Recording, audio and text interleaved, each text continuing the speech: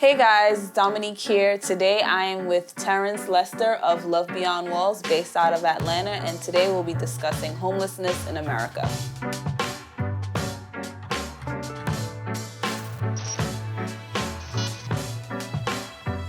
As you were saying, like that first group, that service was so embedded in what they did that they didn't even realize they were doing it versus, the other group. But then it makes me think of a group that's not mentioned there, that maybe they're doing these things, but maybe for the wrong reasons, or it's a duty. It's sort of like a religious attitude, like, oh, I have to feed the homeless, or I have to do this, and so. then they do it from a place of like bitterness and not necessarily generosity. It's almost like they are so accustomed just to doing the right thing that it hasn't penetrated their hearts. It hasn't caused any real transformation on the inside of them. Also, these people can be like really pride-filled, right? And so it's like, yeah, I'm doing this for somebody else and not necessarily thinking that the person that they may be doing something for has anything to offer. It's like this, I'm looking down at someone else, which is another reason why we wanted to create the space that we've created in Atlanta, is because, we get a chance to create a safe space where people can live like Christ, but also live a life of generosity. And we tell people who come around and volunteer with us, we engage thousands of volunteers every year. And it's like, put yourself in a place where you can learn from the person that you're walking with. Like, don't just think you're coming here with just giving some poor person or some person something to offer. Like, I'm like, these are our friends. This is our community. And in many ways, people have something to offer back. We've had volunteers come and they thought they were going to be giving someone something, and one of our community members prayed for them. Wow. And their lives were transformed. Or, somebody that we've invited in our community was able to share wisdom with somebody else who had come to us to volunteer. And it's this beautiful picture of, we all have something to bring to the table. We all fashioned in the image of God. We're all deserving of having our dignity affirmed. And we can be humble while doing it, not like be pride-filled. So what do you have to say about with social media, like this thing where people are doing their deeds and then they're taking selfies and posting what they're doing? Like, what do you have to say? What are your thoughts on that? Yeah. So I come from a place, my wife and I talk all the time. We are pretty well versed in like, current events and things that are going on in the world. And it's so much bad news.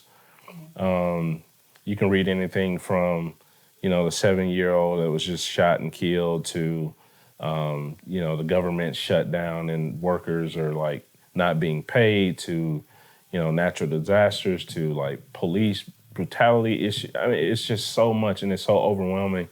And social media has made the traumatic that much more potent because, you could just like read something at one moment and then refresh your timeline and, you're reading another traumatic event.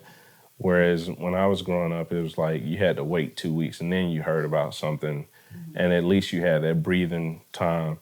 And so to answer your question, I think we do need more good news. I think, watching people do acts of kindness can be both positive and negative.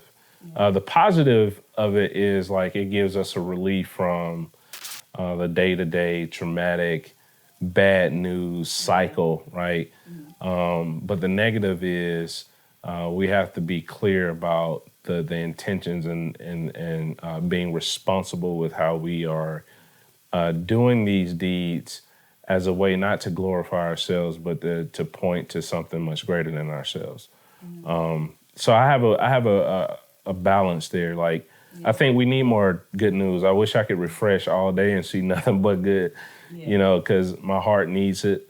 But at the same time, I would caution people to say, hey, if you are doing good things in the world, be a good steward over that what you're doing. Don't be event oriented. Be someone that has placed this at the center of their lives, where this is a lifestyle.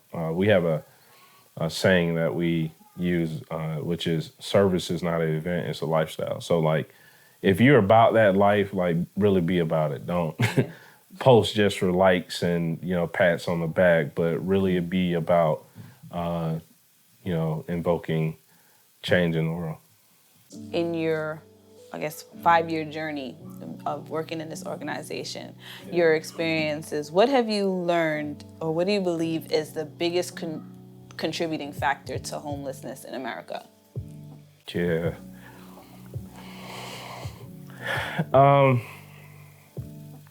I would say there's so many things. I mean, we could talk about, joblessness or being underemployed. We could talk about the wage gap. People are just not being paid enough. So, if you work in 30, 40 hours a week and you're making minimum wage, which in like the state of Georgia is $7.15 an hour, you think about that, plus all of the other expenses that you have to carry, there's not enough at the end of the month to be sustainable. You think about, loss of a loved one. You think about domestic violence. You think about so many different topics that contribute to homelessness. I don't think we can just like pinpoint one, but I would say one of the things that I'm noticing now is that the issue of poverty in our country is not being talked about. I mean, if you look at all of the last elections, going back past Obama, people haven't really conversed about solving the issue of poverty in our country on like a national platform. It's something that we don't talk about enough in our churches, but we, follow a savior that he had nowhere to lay his head. His experience in this life on earth when Jesus was here, if you're a Christian, he experienced homelessness. He experienced gentrification when Herod was taking the census and he was going to kill all of the firstborn males to try to wipe out what he thought would be Jesus, right? And so he had to flee to Egypt. Yeah. He was gentrified. Honestly, I just think we haven't made the issue of poverty like a priority in our country. When you think about 40 some plus million people experiencing it, and then you think about another 100 million people who are living near the poverty line, meaning they're 1 or 2 paychecks away from being homeless or living on the streets. Yeah. Something's wrong. I think it's gross inequality when we see 1% of the population controlling, 90% of the wealth in this country. Something's wrong with that. And I definitely think we need to think smarter about how we are inclusive to those who are voiceless and living on the margins and, not getting proper education or, proper health care. Like, I just think we need to have more concern with that. So that's my answer. What do you think are some of so we just talked about bringing more awareness, having more conversations about it.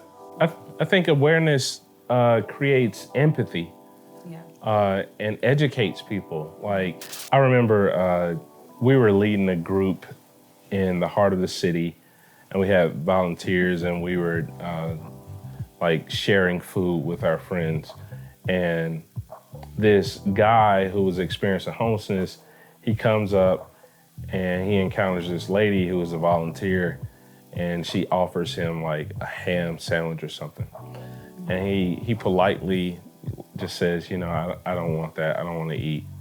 And this lady got so upset, these people should be eating whatever they can. And I mean, just like really disrespectful towards the person experiencing homelessness, and I saw the guy storm off. He was saddened, and I asked him. I was like, "Is there anything else we can get you or whatever?" And he says, I just learned that I have an illness and I needed to change my diet, Yeah. and so I want to eat more fresh fruits and stuff like that. And it was just like, wow, this lady has no clue Yeah. because she didn't get a chance to know the person, right? And so I walked over to the lady and I told her what had happened, and she just broke down and she started crying. And when you think about that, that is the classic case of not being in the know, right? When you are aware of the struggles and the plights and the things that people have to go through each and every day or each and every second of their lives, living under like these, hard conditions, it makes you more empathetic. It makes you more compassionate. It makes you more understanding, and it makes you want to advocate more about how we can make change in our country that will benefit some of the people living without homes.